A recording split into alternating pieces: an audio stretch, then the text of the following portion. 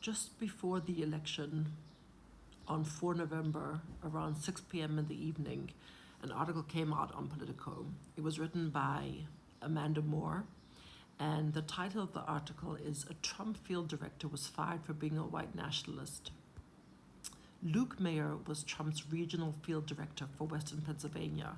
Online, he was the white nationalist Alberto Barbosa and a co-host of Richard Spencer's podcast.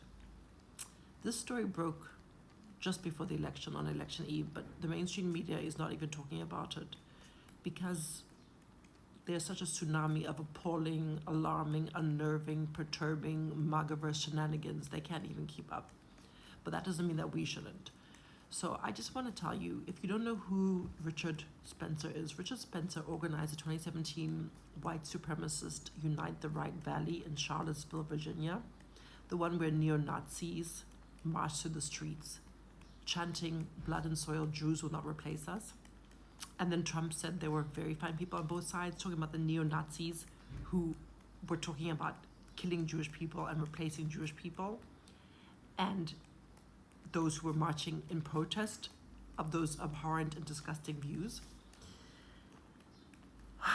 It's very distressing because nobody's talking about this, but Donald Trump is a huge racist. Make America Great Again is just basically like Make America White Again.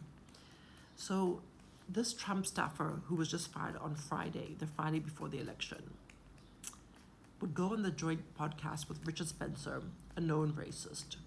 And on their joint podcast, Amanda Moore reports that this is how they talked. On one episode of their podcast, Alexandria, which is behind a paywall, a guest host brought up Vivek Ramaswamy and Usha Vance, J.D. Vance's wife, who are both of Indian descent.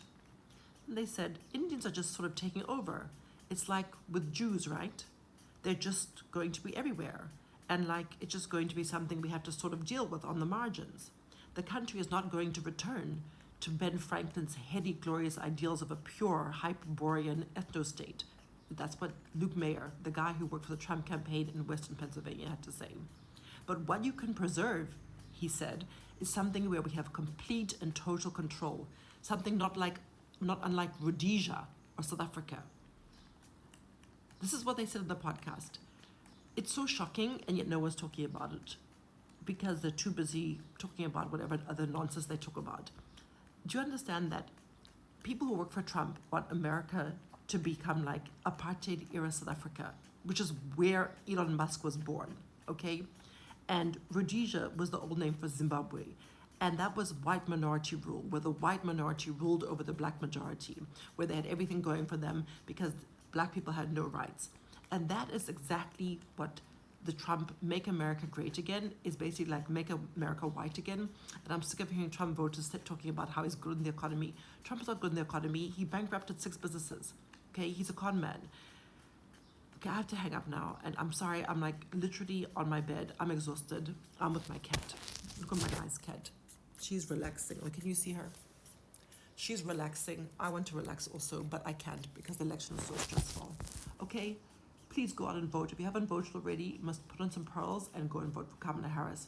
We can't have a racist, an anti-Semite, and a misogynist, and a sexual predator in the White House, okay? Also a convicted criminal, 34 felony counts. Come on, America, get with it.